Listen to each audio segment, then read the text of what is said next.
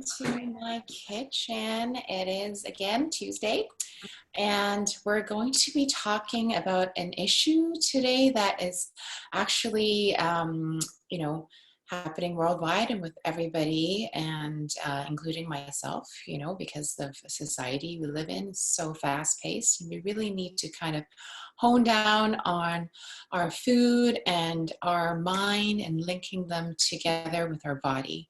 So I am a registered dietitian, those of you who are joining us for the first time. And I'm here to talk about some food and nutrition topics. And today we're going to talk about mindful eating.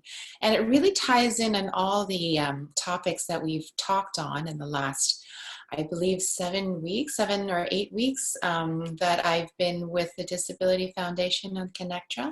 And today is a very good way to kind of tie in a lot of the topics that I've covered. So once again, I'm going to share the screen. If you can actually allow me to do that on your part, that would be wonderful, Taylor.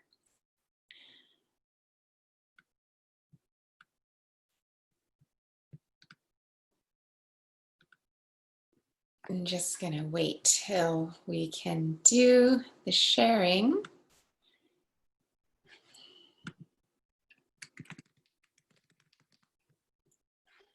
Is that possible to share my screen?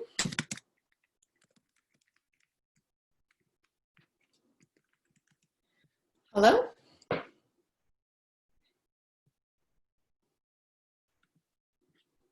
Okay, well, if we cannot share my screen,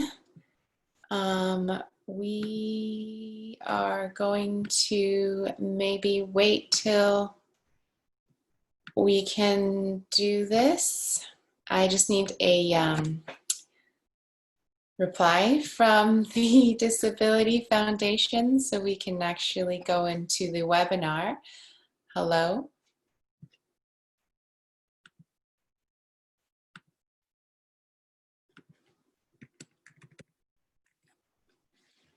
Anyways, okay, so we're going to see what we can do with the technical difficulties.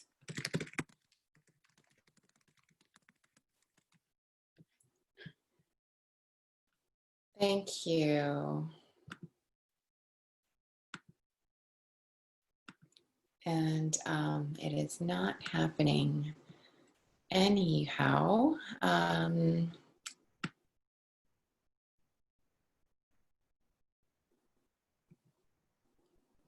We are expressing some technical difficulties, and hopefully we can get that resolved as soon as possible. Hi. Sorry. Oh, is it Can not? I please share my screen? Hi. There we go. You're There upgraded you to a go. co-host now.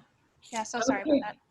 No worries. Yeah, you can also talk to me during the presentation. I would love to have, conversations during the whole presentation. And okay, so let's start because we have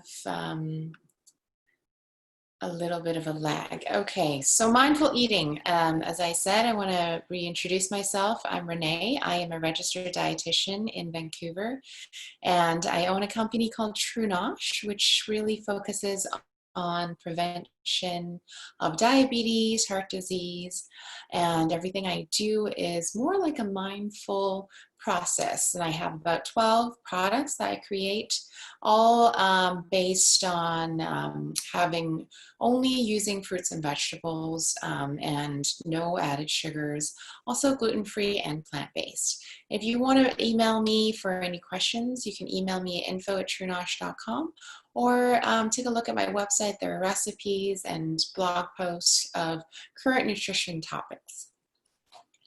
Okay, so I want to kind of hone down on the idea of the mind and body.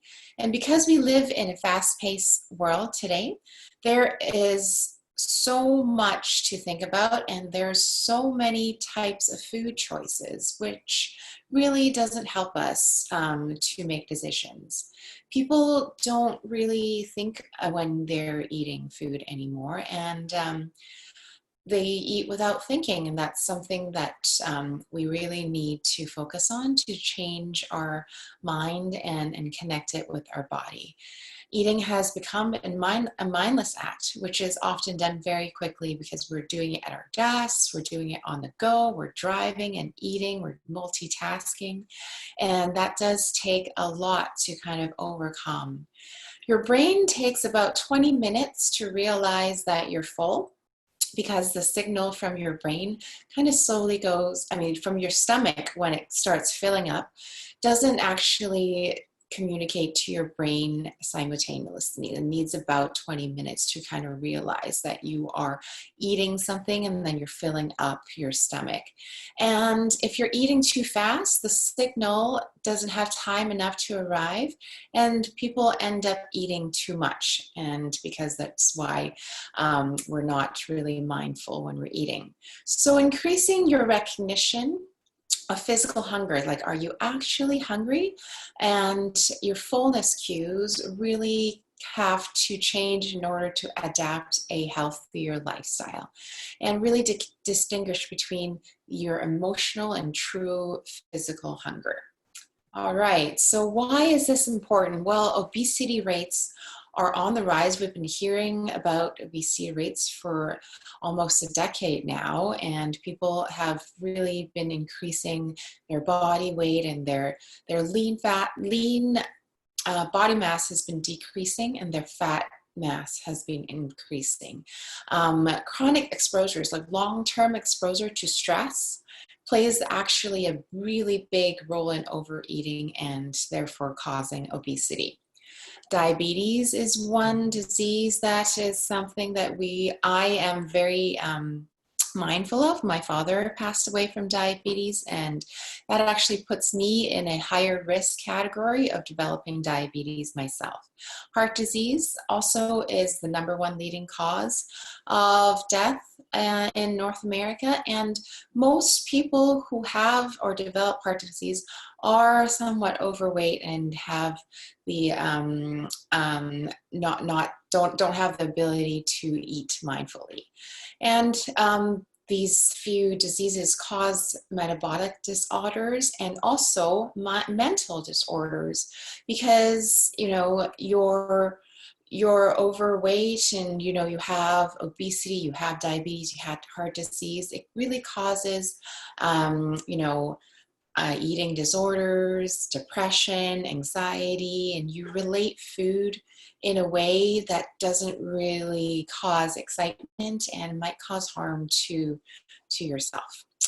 So yeah, you need to have things that shift your attention from just not thinking when you're eating, just by putting your cell phone away when you do it, or turning off your television.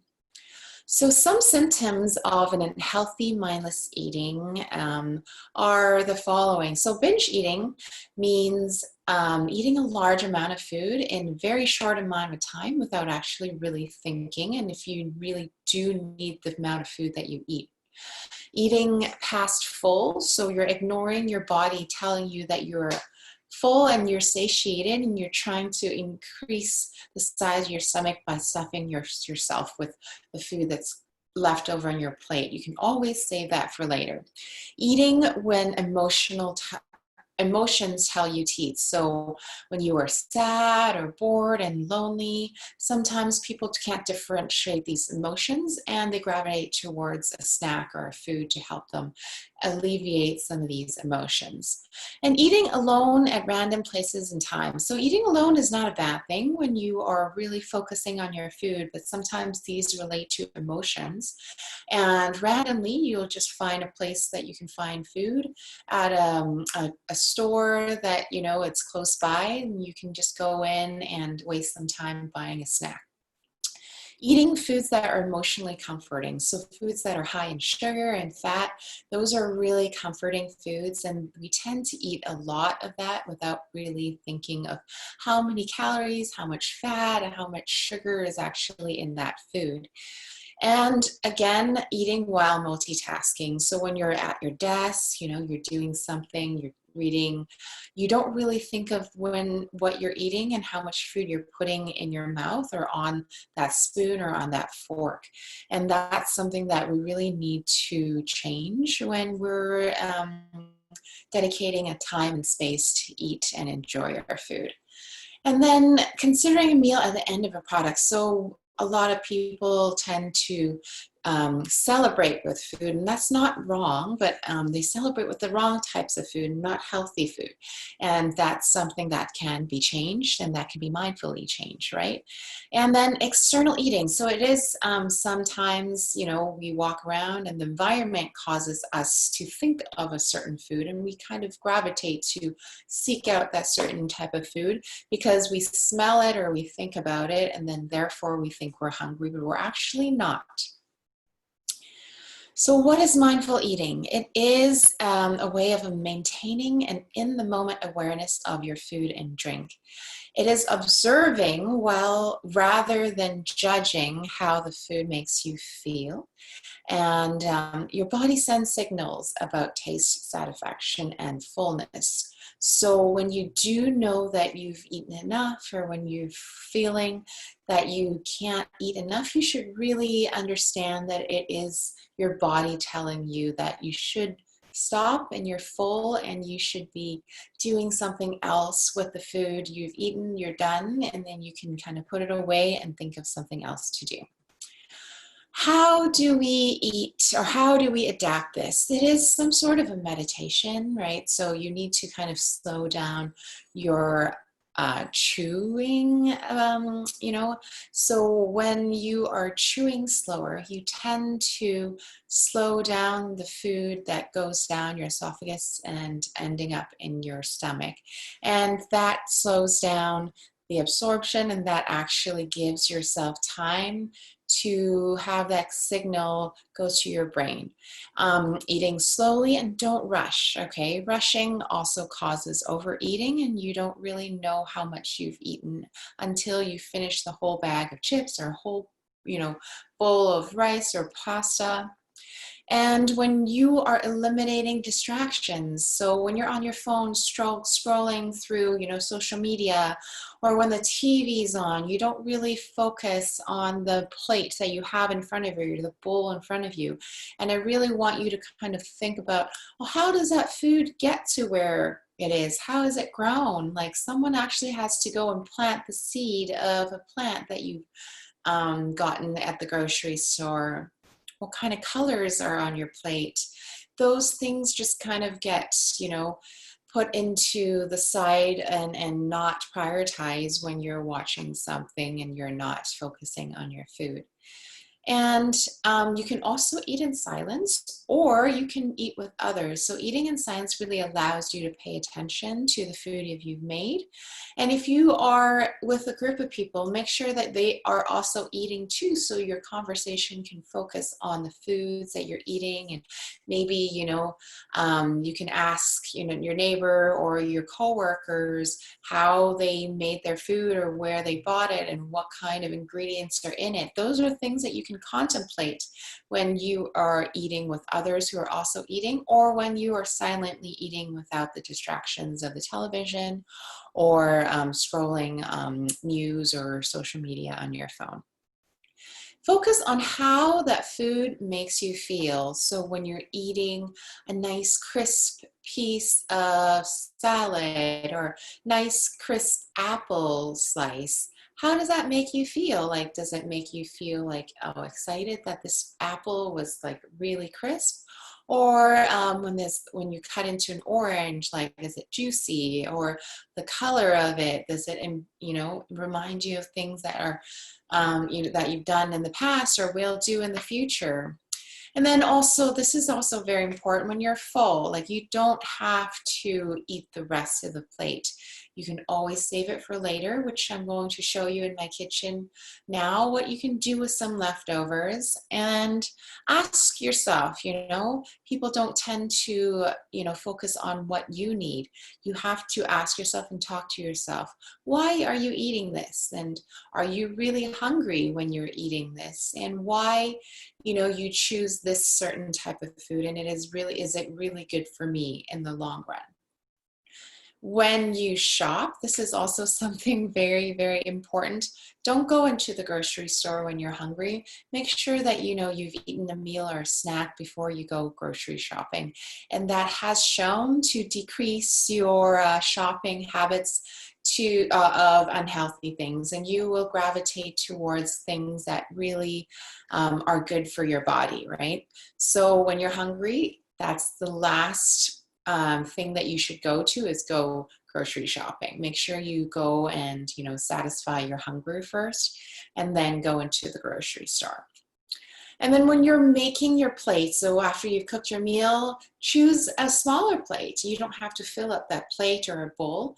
You can choose a smaller plate, and then your serving sizes will tend to fill up that smaller plate, and you don't really feel the need to fill up a bigger plate. And that's something that I've also adapted to help me from overeating, and to really be mindful of the sizes, of the serving sizes of each dish that I've created.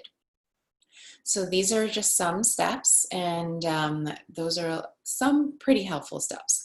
And one thing, it is about weight loss, because you regain control of your eating habits. When you overeat and when you binge eat, that's when, you pack on the calories, and there's no way of using all this energy that you've eaten, and your body tends to store it as fat.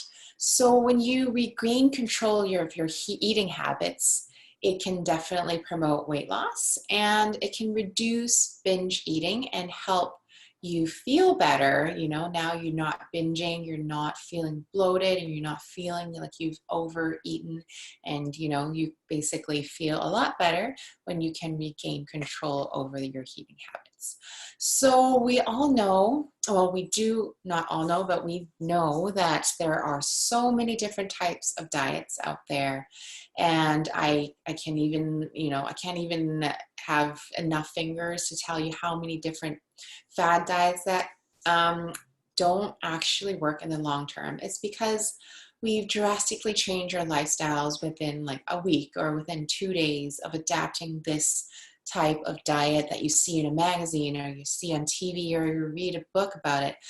But the reality is, when you change your way of living or lifestyle too drastically, you can't make it sustainable. And the whole thing about sustainable is really doing it every day, right? Day in, day out. You have to adapt it slowly. Around 85% of people with obesity lose weight. They lose a lot of weight, but then return and exceed their initial weight within a few years, because their adapted diet is not sustainable, and they just go back to their old ways. Binge eating, emotional eating, external eating, and eating in response to cravings has definitely been linked to weight gain and regain of your weight after a successful weight loss. So mindful eating is something that you need to adapt long term. And you have to ask yourself every day if what you're putting onto your plate or what you're cooking is really good for your health in the long term. And if you can do this day in, day out, this is a challenge, and everybody needs to work on this on their own, or with a partner, or with a dietitian, or with their healthcare provider.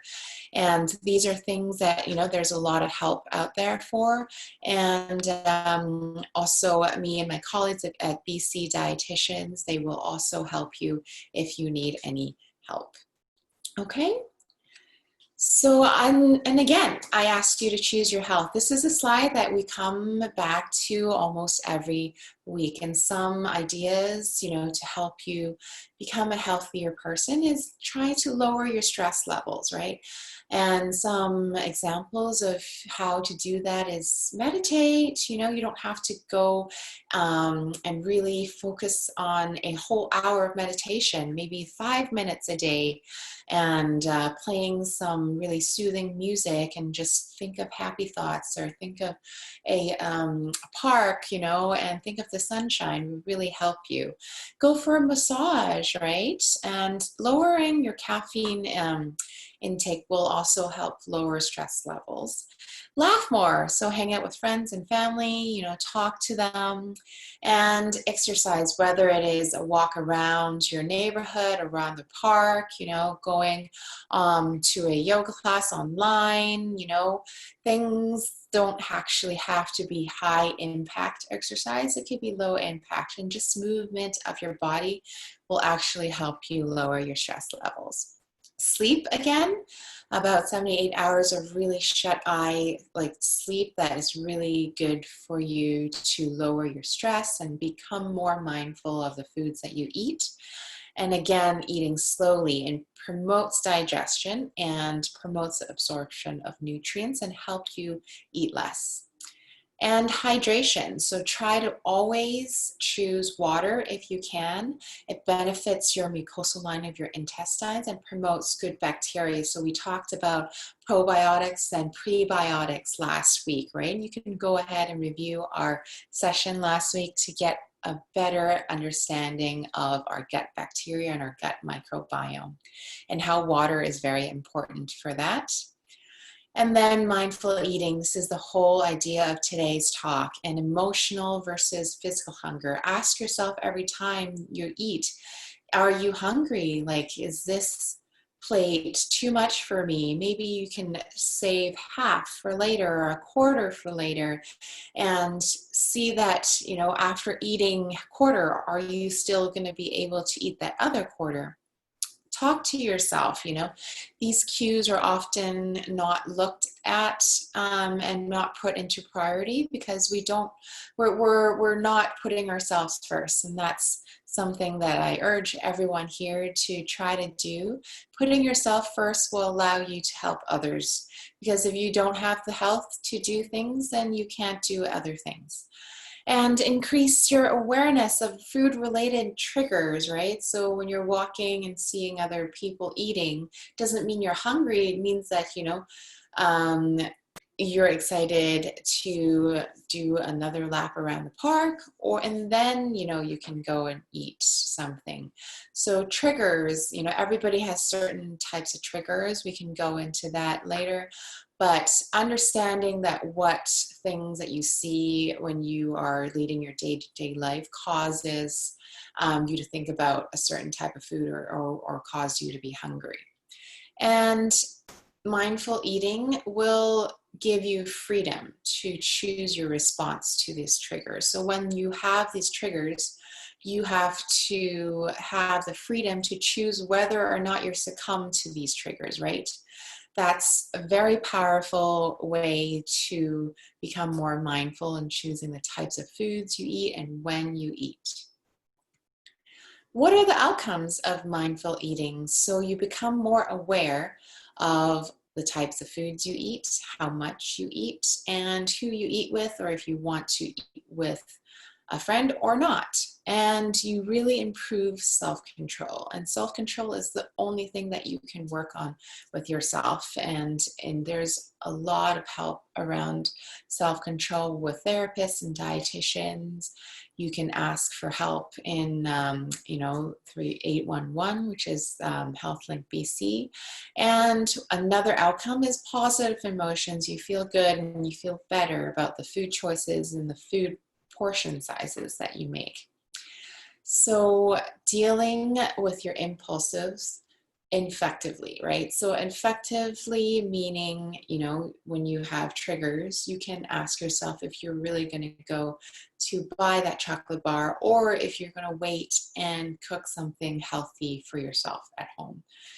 And it really puts yourself in charge of your responses instead of your instincts. And that's something very powerful, as I said, that everyone needs to work on every day. Maintaining your health is not just one pill, not just one food or one type of exercise or one diet, right? Balancing a diet, exercise, and mindful eating are important. That's something that we need to work on day in and day out, and it has to be sustainable and it has to be adapted long term. So your whole life, you have to kind of really think about this. And there are going to be a lot of challenges, I'm not going to lie, but there's a lot of help out there, and you really need to understand how your body and your mind works together, right? So some steps you can take, right? So as I said in all of my sessions, prevention is key. You can always call HealthLink BC or go to bcdietitians.ca. They have a lot of professionals that can help you. And our last slide, again, this is something that I cannot say enough, is not for your focus on food should not just be one nutrient. It is the whole overall lifestyle that you need to adapt to make the biggest difference in your life. And something that's, labeled low fat or low in sugar might be high in various processed foods or refined carbs, refined sugar, and a lot of sodium. So make sure that you read your food labels and your food nutrition table in the back of every processed food. Just take a little bit of time. Just think of it as time to understand the foods that you buy and what you're putting into your body. And what you're putting into your body is really what makes up, your emotions, yourself, and how you present yourself. Okay, so now let's go back to my kitchen and we can talk about a few recipes, how to utilize some leftover foods, and also we're going to make a side dish. Instead of mashed potatoes, we're going to do some mashed lentils. So here we go. Okay, so give me a little bit of time. We're going to set up my kitchen. I hope everyone can see. Perfect. So I have some leftover rice here, and it is a mixed grain rice. It looks a little bit yellow because I cooked it with some turmeric, and we talked about turmeric a few sessions ago. It's highly anti-inflammatory, right? And it makes food a pretty lovely color, like a yellow color. And we made golden milk, right? So I have made golden milk, and we also have a question here. I just saw this. We have Nirmal Hickey on Facebook. What if you're underweight and really want to put on some weight? My appetite isn't there all the time, probably from stress as well. So yeah, I said stress is something that you need to manage, and adapting a healthier physical activity routine. So go on a walk when you know that you've been sitting too long. You should, when you go food shopping, you should try to maybe find something that you've never heard of, you've never seen before. Pick it up and go Google a recipe and see if you can make it and see how it tastes, right? So if you're underweight, that's something very interesting. A lot of people who are underweight can't put on the calories. Actually, exercising can help you with that. So lifting weights can actually put on lean body mass. So when you are putting on muscle actually weighs more than fat if you put the same volume. Okay, so when you are putting on muscle, your weight gain will actually increase. So lifting like water bottles when you're walking around the park or when you're watching TV can also help.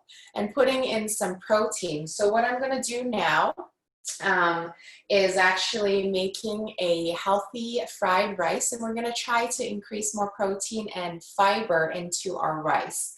And I have some chickpeas here, so they have quite a lot of calories, but they also have protein and fiber that can actually increase your help you increase your lean body mass and help you slow down your digestion and really feed your gut bacteria because it's got some fiber in here, right? So which is a prebiotic that we've learned about. And we have some tofu here. So if you are a meat eater, you can throw in some lean chicken breast that's cubed up.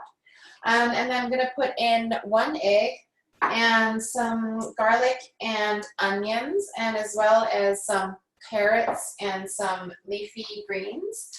And we're going to also make a mashed lentil. So instead of potatoes, which have a lower glycemic index, which is going to be absorbed into your body a lot quicker, you can adapt making a side dish with lentils instead.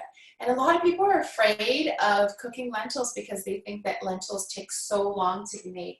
That is actually not true. So what I have is about a cup of lentils here. And these are just dried lentils. You can put any type of lentils in. And I'm going to add a little bit of water, just enough to cover the lentils, okay? And this is just regular water. You can put in chicken stock or veggie stock. And I'm going to add in a little dash of flaxseed oil also. This is a Renee oil that you can cook with, given to me by Amy, another registered dietitian who owns Libre Nutrition. So now I'm going to put the lentils on boil in the back and just kind of look at it every 5 to 10 minutes. I'm going to stir it around after the water boils. And then after it boils, I'm going to turn it down into a simmer. So I don't actually need to worry about that until the water boils. And what I'm going to put in the lentils after it cooks, and it should take about 15 minutes to cook, is my nutritional yeast. So I work with a lot of people who adapt a plant-based diet. Nutritional yeast has a really nice cheesy, buttery flavor. And that way you don't have to use any saturated fats. So this can substitute butter, right? I mean, not that butter is bad, but if those of you who are vegan and don't want to eat any animal products, nutritional yeast is a good way to substitute butter and cheese. And I really like to sprinkle it on my popcorn and make dressings with it. So nutritional yeast will go into our mashed lentils after we cook them. Okay, so it's on medium high. And now I'm going to talk about how to make an easy fried rice from leftover rice, and how to increase our protein and healthy calories and good fats, right? So I have some tofu here. As I said, you can use lean healthy meats like fish or chicken or even lean pork, and you're going to cut them into smaller cubes. So I'm just going to use a very firm tofu. The firmness is actually quite important. If you're using really smooth and soft tofu, it would not keep its form when you are frying the rice. So I'm just going to cut them into small cubes. And then I also have a can of chickpeas that I've just rinsed off and drained. And then I have some rice here. So the tofu will go in with some vegetables. So in a few earlier episodes, I talked about this type of vegetable. It's an Asian vegetable called gailan or Chinese kale. You can use kale as well. Kale stems are great. So I'm going to prick off all the leafy greens and we're going to cut those into shreds. But the stems, I'm actually going to cut them into small dice. So our fried rice is going to look very, very beautiful with a lot of different colors of the rainbows. And as we're going to do this, you can also maybe find your own leafy green. A lot of these are available in your grocery store, Asian or not. Kale is a good substitute. Asparagus is also a good substitute for this. and bok choy, right? And napa cabbage. Cabbage and bok choy actually have a lot of calcium in it. And then we have a small carrot. I've washed this carrot, and I actually haven't peeled it because I cleaned it very well with a vegetable scrub. And the peel actually has a lot of antioxidants on it. And I like to keep my antioxidants and fiber. So I'm just going to keep the peel, and then we're going to dice the carrots into small dice.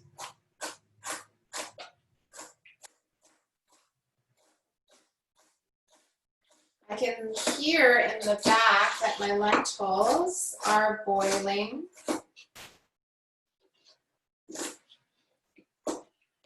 Okay, so we have green, orange, and white. And then when we are finished cooking with the egg, we'll have some yellow. Oh, and this is just 1 clove of garlic that I'm going to add into the fried rice. If you don't have garlic, you can use garlic powder.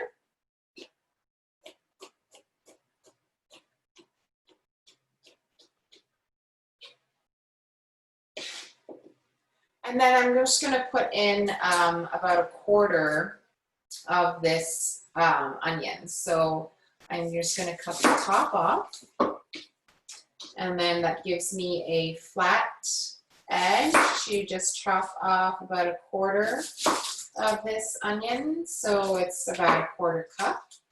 And we're also going to dice this small.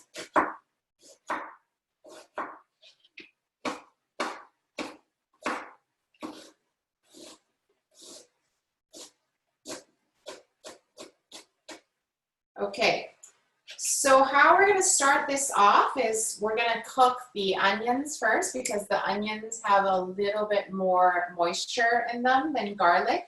And then we're going to put all the chickpeas, the tofu, and the raw vegetable in after the onions have turned a little translucent in color. So I have a cast iron pan here, and it's on about medium. And once again, a little bit of oil on the bottom. So a little bit means about a teaspoon, okay? And I'm going to let the oil heat up, but now my lentils are boiling. So I'm going to stir my lentils around and then put a little bit of water into the lentils so it doesn't burn. Okay, so another round of covering the lentils. And then I'm going to turn it down to simmer. Okay, so it just needs to simmer for about 10 minutes. And you almost don't even need a potato masher, and the lentils will basically mush itself. And that's probably easier than mashing potatoes, right? So simmer for about 10 minutes, and then we're going to go with the fried rice. And what I'm going to do is actually I'm going to bring you closer to my stove here so you can see everything that I'm doing in the pan. Okay, so can everybody see my pan? And it is on medium heat right now.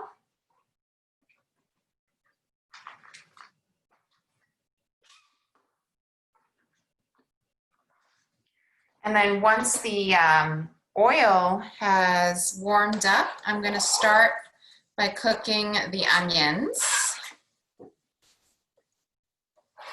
Oops, I dropped a few tofu. Don't worry, I'll pick those up and throw those away. All right, so the onions have started cooking. The sizzling is a great indicator that I need to stir it around.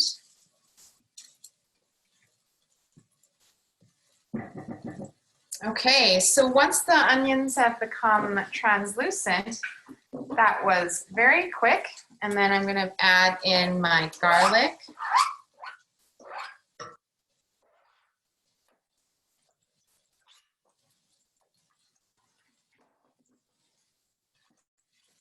Stir it around just a little bit.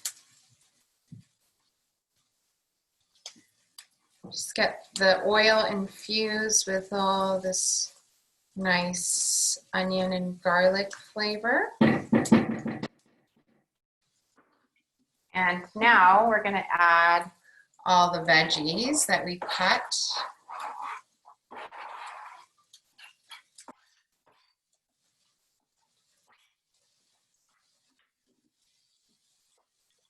And then some chickpeas.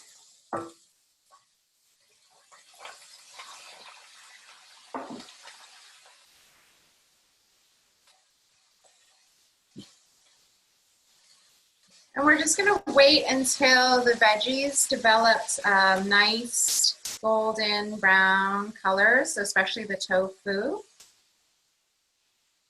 before adding the rice. And making fried rice is actually the best when you have leftover fried rice, because the rice actually is a little bit harder and actually will fry quite nicely. And then in the meantime, I'm gonna chop up the leafy greens into small shreds.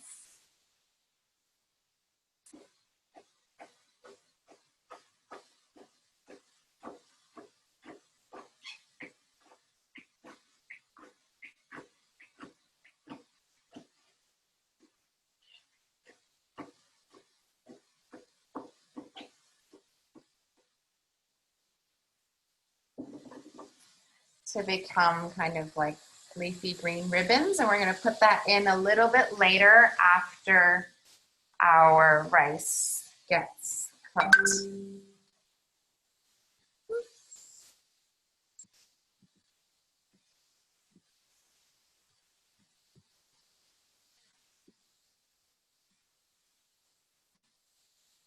Okay, so that looks quite beautiful already. A few more moments. So you see how this tofu is quite nice and brown.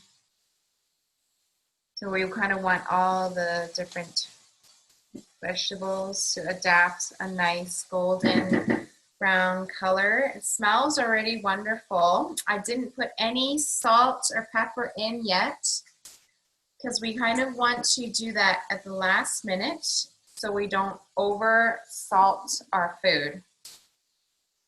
And then you can also see the lentils getting cooked really nicely. You can stir it around a little bit. And these both should finish around the same time.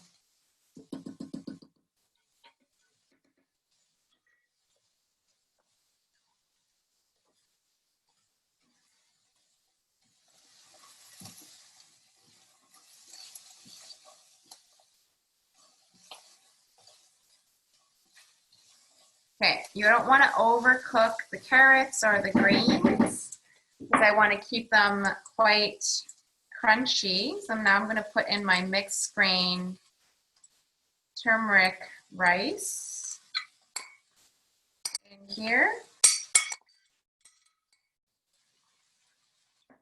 And I'm just going to let it break apart a little bit. You might need to add a little bit of water. It depends on how hard your rice is, and if it can break apart easily, then you don't really need any water.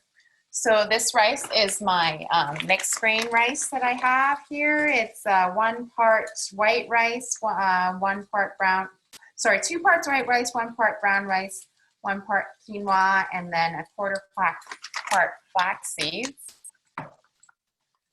And that will actually help you adapt a healthier rice habit by increasing some fiber and omega-3s in your mixed grain rice. So now the rice has been incorporated well. I don't actually need to add more water because the rice is not too hard. And you can saute the rice with your spatula. And then now we're gonna ready to put in the egg, okay?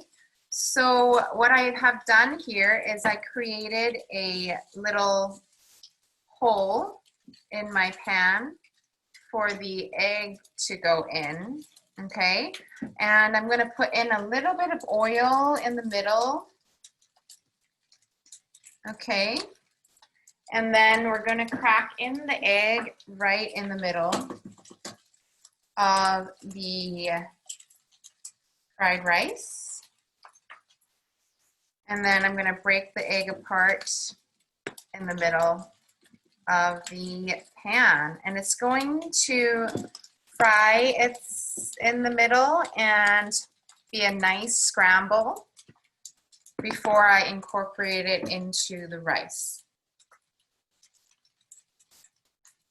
All right, so in the meantime, I'm gonna also stir again my lentils, and they look very, very cooked already. And I'm gonna go ahead and turn off the heat.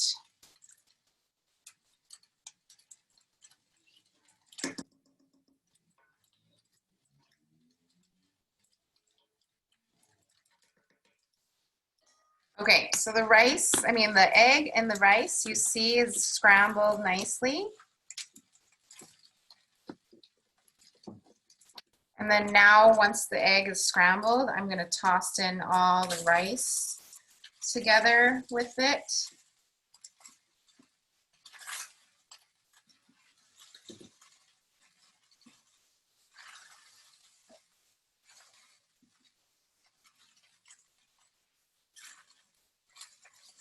And we've added the tofu, the chickpea, and the egg to increase the nutrition content of our rice.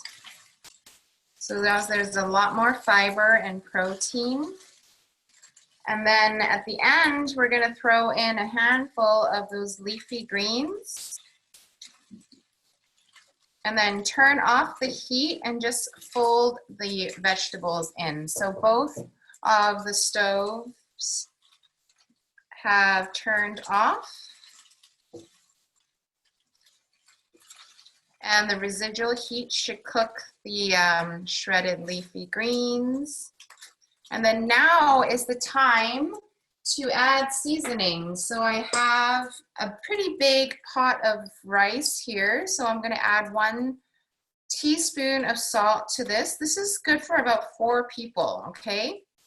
And then to the red lentils over here, I'm gonna add half of that. So half a teaspoon of salt. And then a little bit of pepper. So this is just some ground pepper on both. And if you like it spicy, go ahead and add some chili powder. Okay, and then to the red lentils, I'm gonna add some garlic powder. Okay, that is about 1 tablespoon worth of garlic powder. And then here we have my nutritional yeast. Again, about 1 tablespoon of nutritional yeast.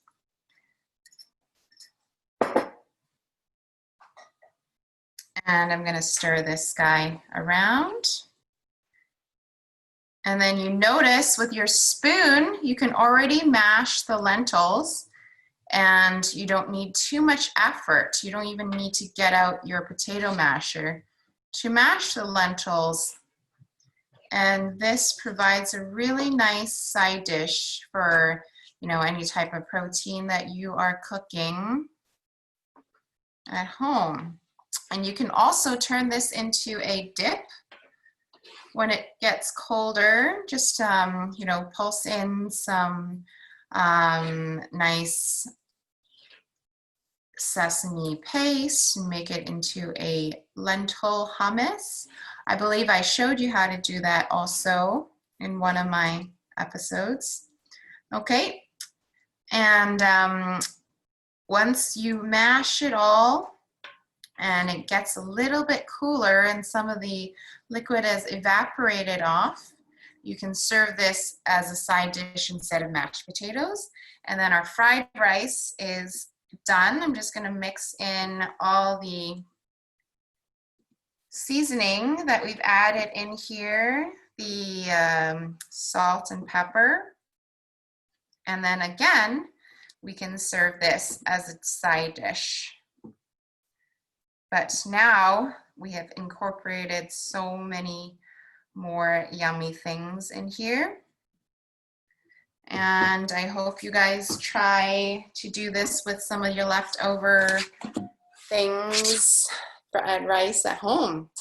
And I am open to some questions now. Are there any questions that we have with Facebook or the attendees?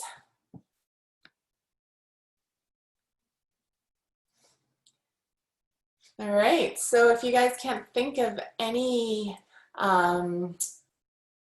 questions, you can review this video on Connetra's Society's Facebook and also my YouTube channel.